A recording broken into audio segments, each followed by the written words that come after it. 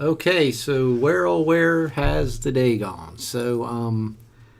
We went through, we skimmed chapter two and then did the chapter summaries. So now we're ready to get reading. So we start out with on page. I guess we can start really on chapter. Looking at page 49. If you get to 49 with me.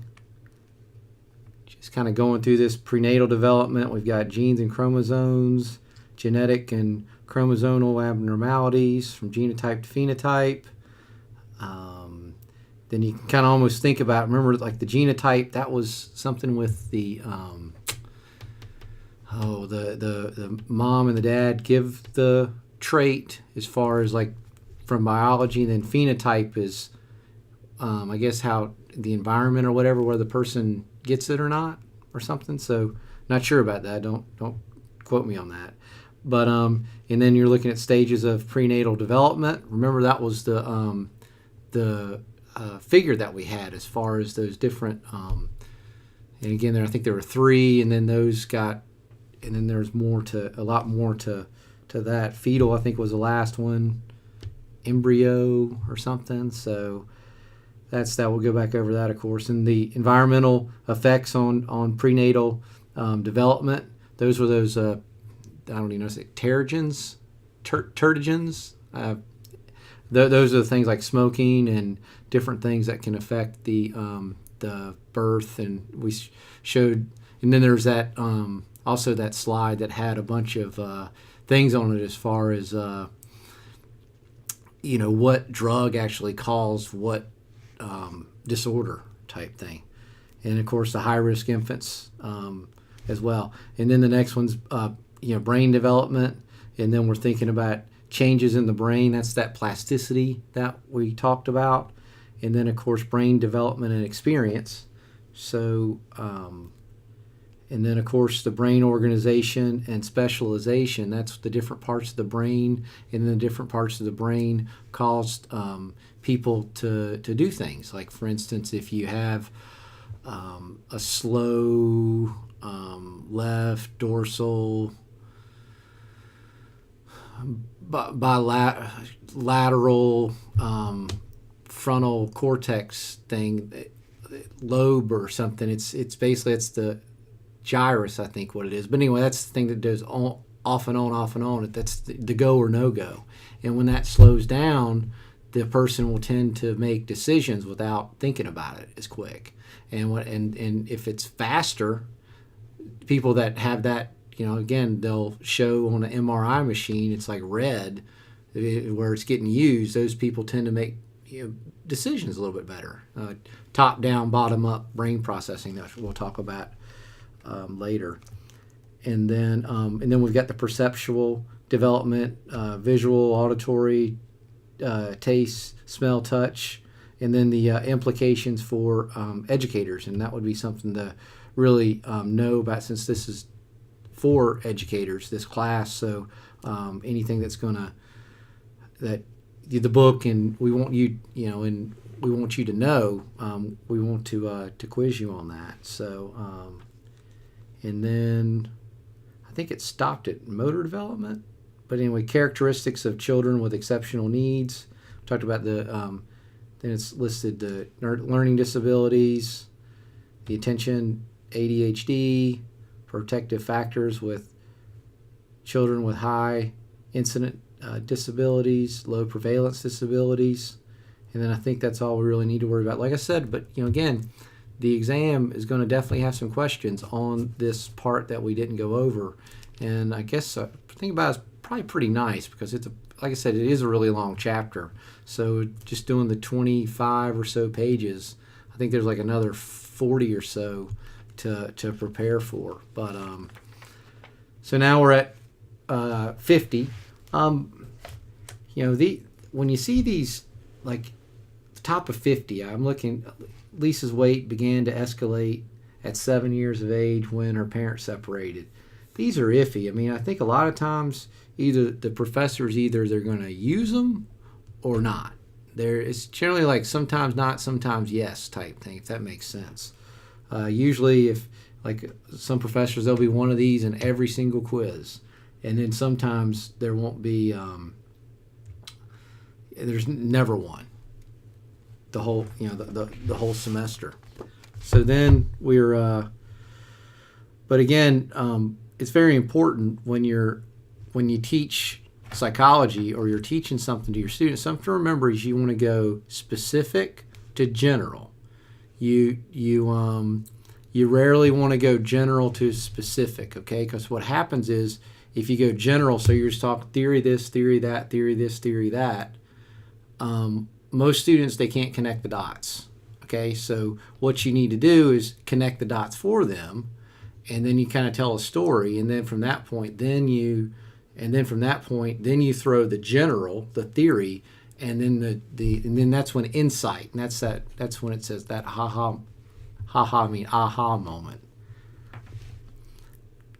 And then so again, this is extreme. So we're going to kind of start now. So again, this is going to be, unless you're reading with me, this is going to be the most boring video in the history of YouTube. And there's a lot of YouTube videos out there. So again, I'm looking down. Sorry, I'm not making eye contact with you, but I'm just looking at reading through her story here. Again, she was called Little Chubbs.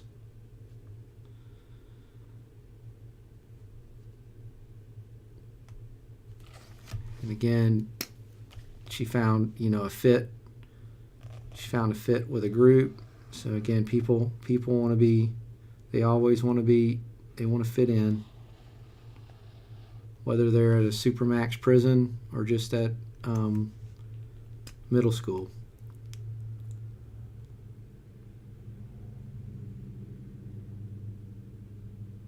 Took pride in becoming a loser.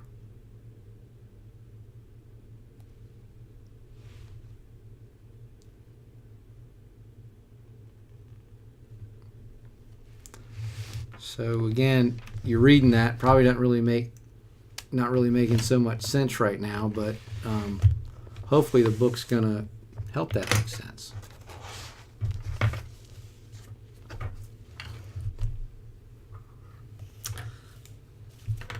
So again, it says the vignette above is talking about how the feelings of an adolescent girl in middle school. So then we're going to read once you read to the bottom of the page there.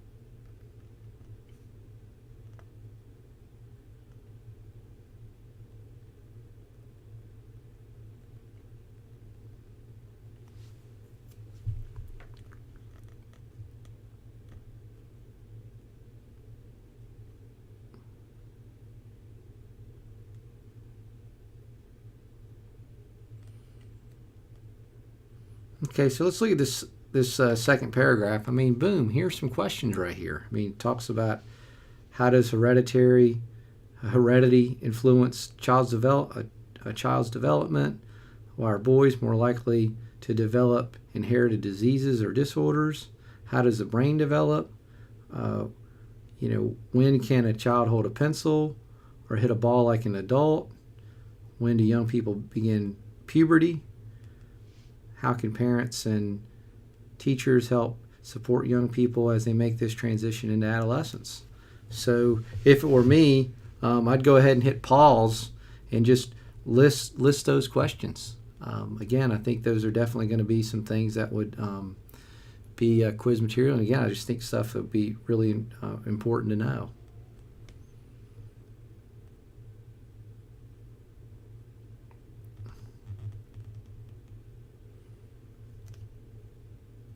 Okay, so now I'm reading the next paragraph where it talks about, don't get on page 50, because some physical and cognitive problems have a biological basis.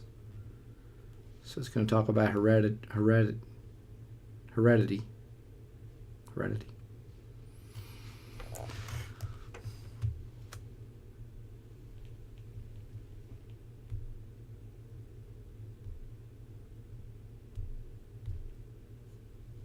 And again, there is a, as far as an impact on puberty, remember it's the opposite with men and women.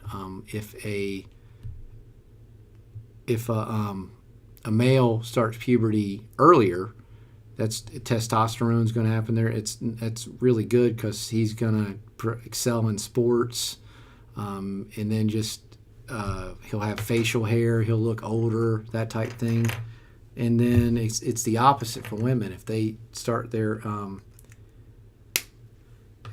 period too early, it can be some embarrassment, things like that.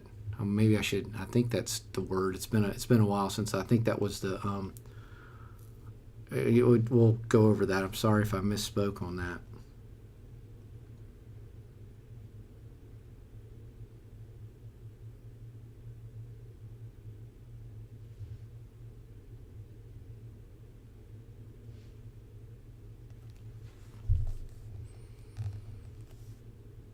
Okay, so now we're at prenatal development. So that's going to be really that's our one. So prenatal.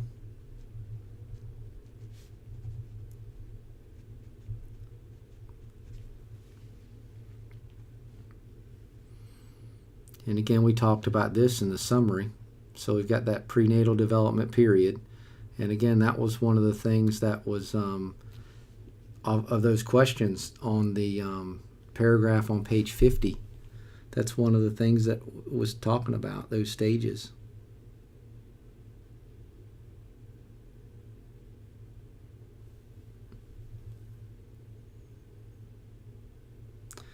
Okay, so now we're getting to some meat here. So now we got genes and chromosomes. So just write that down. Just to give you some an idea where this is. And then also too, we want to kind of write where we are. So we're on page 51 as we're writing down this prenatal development.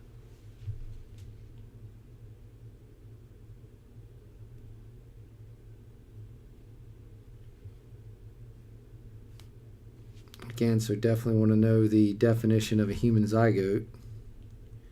Human zygote.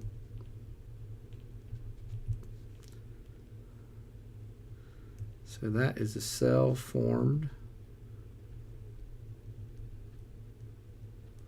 when sperm meets egg.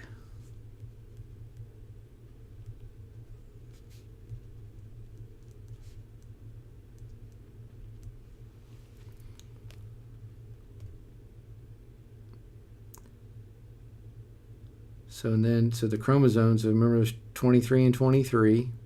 23 from the mom, 23 from the father. And then there's 23, and then there's 23 pairs.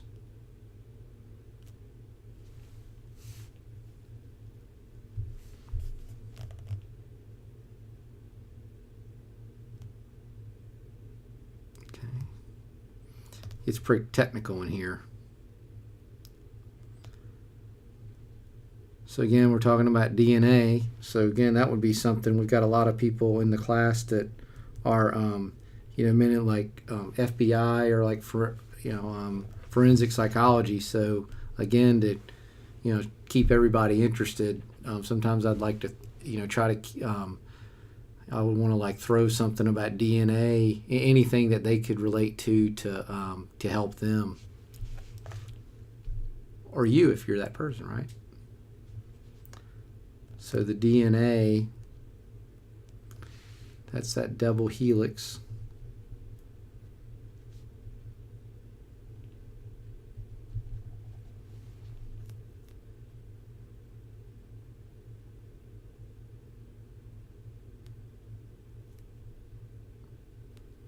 And again, DNA, we say it all the time, that is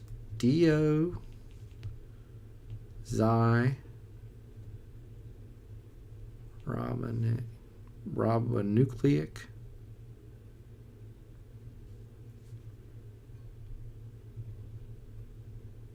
acid. And again, why would I want to ask that? Why would I want to make that a quiz question? Because what if you're teaching class and somebody asks you down the road, what's DNA stand for? And then you can say, well, I had 315 with Kevin, and we learned that it's deoxyribonucleic acid. Okay, so that's kind of cool.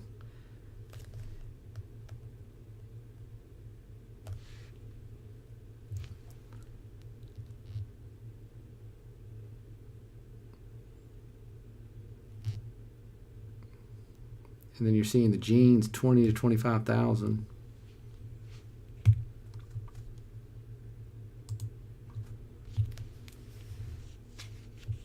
Okay, so now we're getting into some things that interest me. So we're looking at some traits. Again, is Huntington's disease are caused by a single gene. Most human traits result from combined effect of different genes.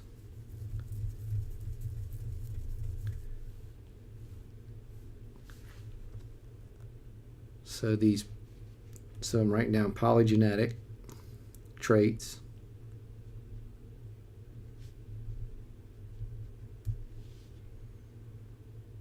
And then that's like skin color, height. Poly meaning more than one is going to be that's combined mom and dad.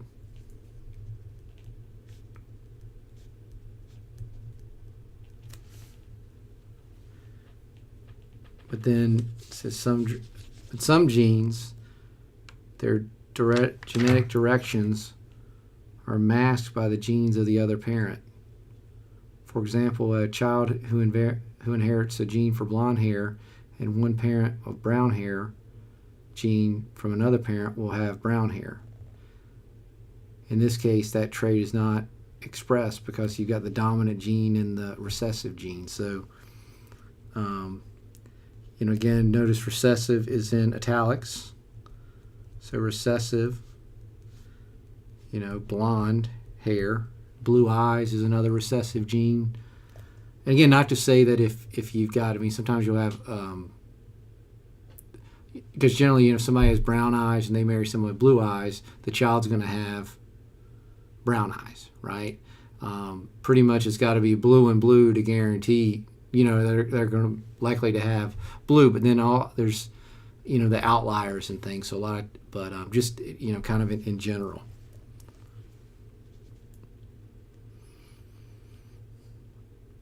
So the recessive there, then dominant, that's going to be, dark, as far as like, the brown hair.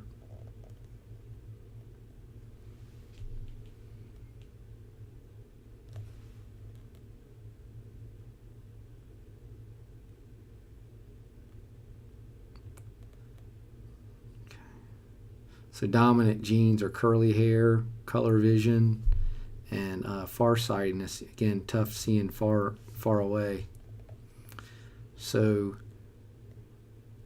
and again, here's kind of, again, a definitive type statement you can see. It's kind of like just screaming at us.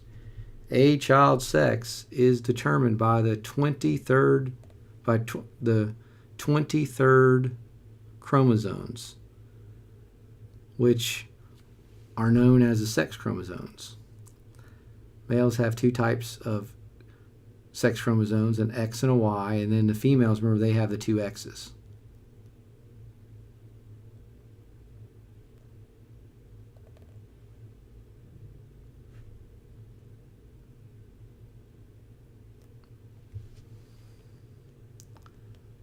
So then we need to remember that 23rd chromosome.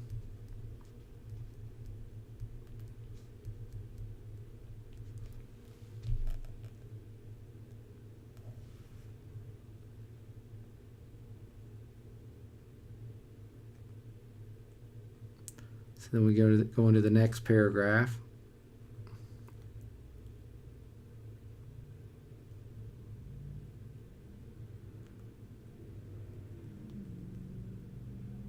Okay. Kind of.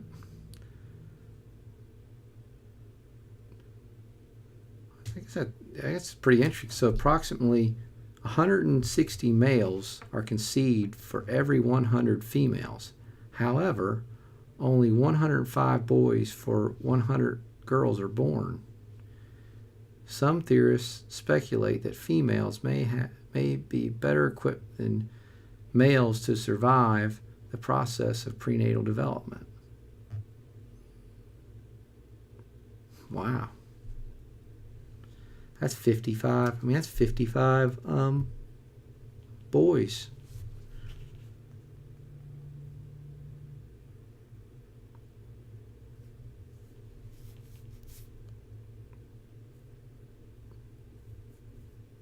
So then we're talking about, then again, another, and then here's another kind of, you want to underline or maybe write down another interesting fact. Okay, we like interesting facts.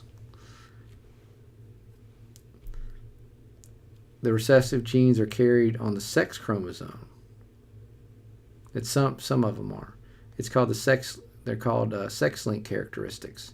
And they're carried on the female sex chromosomes. So, and I've heard this before as far as baldness, blindness, color blindness, and hemophilia are all sex-linked chromosomes.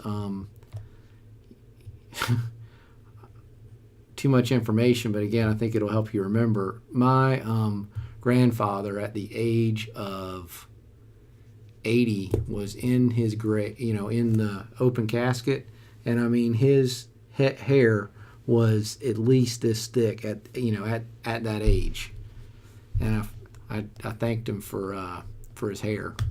Sounds terrible, but anyways, great guy. But again, but had he been bald, I wouldn't have this much hair at the age of 43.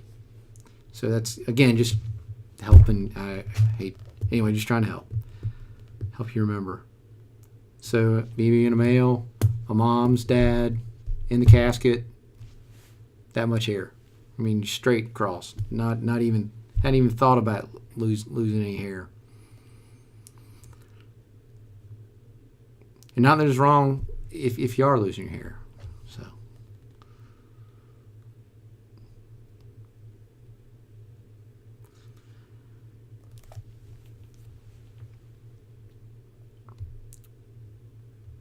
That's interesting too. So females are the carriers of these disorders, but males have a higher likelihood of inheriting them. So the genetic vulnerability.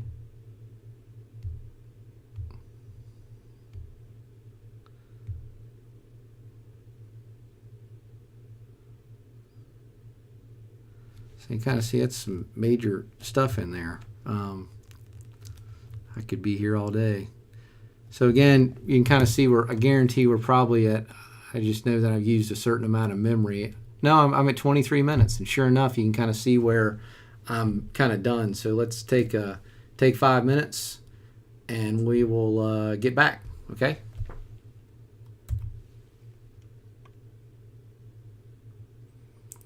All right, it's not letting me take 5 minutes. Can I pause it? You gonna give me a pause here? Can I get a pause, or can I only stop it? File, anybody? Edit, view, window, help. Yeah, I need some help here. I guess maybe this will be part 1. Sorry.